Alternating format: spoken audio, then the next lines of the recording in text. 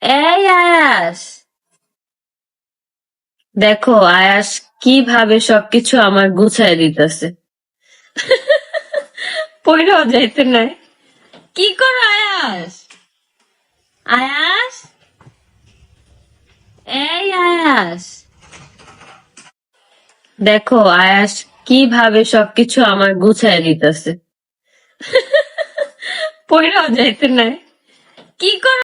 আখির ছেলে আয়াস, দেখো আয়াস মাশাল্লাহ কিন্তু দেখতে দেখতে অনেক বড় হয়ে গেল। আয়াস কিন্তু সারাক্ষণই ঘরের ভিতর থেকে ঘুরঘুর করে বেড়ায়।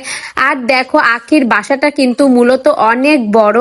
আখি এত বড় বাসা নিয়েছে কিন্তু মূলত আয়াসের জন্য। আগে যে ছোট বাসাটায় আখি ছিল সেই পাশে কিন্তু আয়াস সুন্দর মতো খেলাধুলা বা ঘোরাফেরা করে বেড়াতে পারতো না, সেজন্যই কিন্তু মূলত আখির এই বড় বাসাটা নেওয়া। তো আখি কিন্তু দেখো চুরির আলমারিটা এত সুন্দর করে গুছিয়ে রেখেছে, আর আয়াস কিন্তু সেটা এলোমেলো করে দিচ্ছে। তো ছোট বাচ্চা, তার তো সারাদিন কাজ এইটাই হবে যে ঘর এলোমেলো করা, তাছাড়া বিভিন্ন জিনিস এখান থেকে ওখানে নেওয়া, এটা ফেলে দেওয়া ওটা ফেলে দেওয়া। তো বন্ধুরা সবকিছু মিলে কিন্তু আয়াস বেশ ভালোই আছে। আর দেখো এই যে আয়াসের কিন্তু অনেক সুন্দর করে চুলটা কাটা হয়েছে, বেশ ভালোই লাগছে।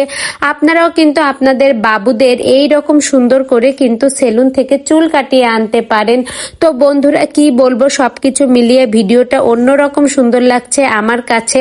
আর তাছাড়া শুধু এই ভিডিওটা না, আখির সব ভিডিও আমার কাছে এত এত ভালো লাগে, তোমাদের কি বলবো। আর আখির ছেলে আয়াসকে তো আমার এত এত পছন্দ। আর আয়াস কিন্তু খুবই মানে ভালো একটা বাবু।